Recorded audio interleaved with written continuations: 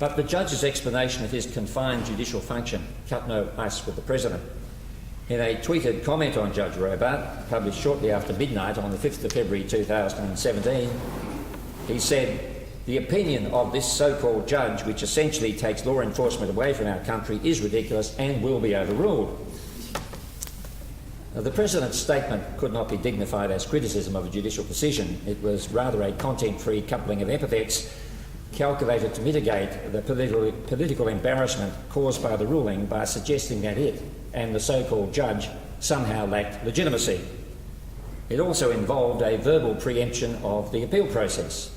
Instead of saying the decision will be appealed, the President said it will be overruled. It's abundantly clear that neither the judge nor the appellate court would be intimidated or influenced by such remarks. Nevertheless, they may be seen as calculated to undermine respect for the rule of law in the sense in which I have described it above. Some of you may have heard the live broadcast of argument in the Ninth Circuit Court of Appeal in which the United States government sought a stay of the temporary restraining order which had been issued by Judge Robart. For judges and lawyers who listened to the argument, the questions from the bench directed to both lawyers were precisely the kinds of questions which one would expect judges to ask in a debate about the continuation of an interim injunction.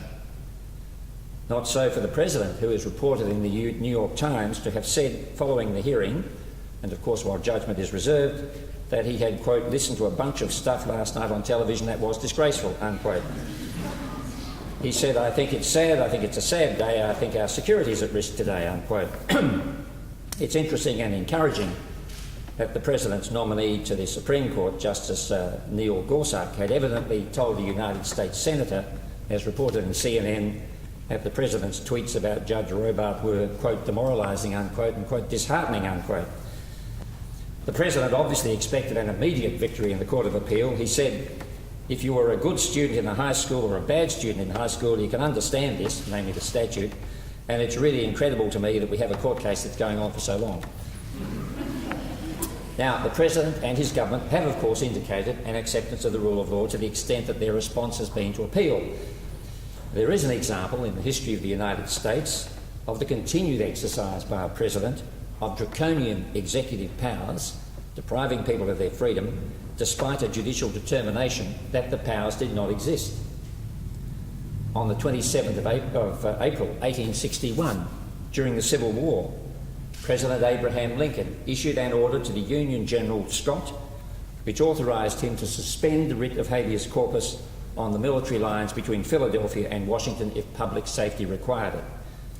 He relied on Article 1, Section 9 of the Constitution, which provided that the privilege of the writ of habeas corpus shall not be suspended unless, when in cases of rebellion and invasion, the public safety may require it. On the 25th of May, some federal troops arrested a man called Merriman for recruiting and leading a drill company for Confederates. Chief Justice Roger Taney, sitting as a trial judge, issued habeas corpus to the relevant federal general who refused to accept service. Taney then ruled that only Congress could authorise the suspension of the writ of habeas corpus under Article 1 of the Constitution. That is to say, it was a legislative, not executive power. Lincoln simply ignored Taney's ruling. The court did not deal with the issue again, although in 1863 Congress did enact some legislation authorising the suspension of habeas corpus from time to time. In the meantime, Lincoln made other suspension orders, maintaining at all times that he could do so without Congress. What is notable for present purposes is that he did not appeal against Taney's ruling, he simply ignored it.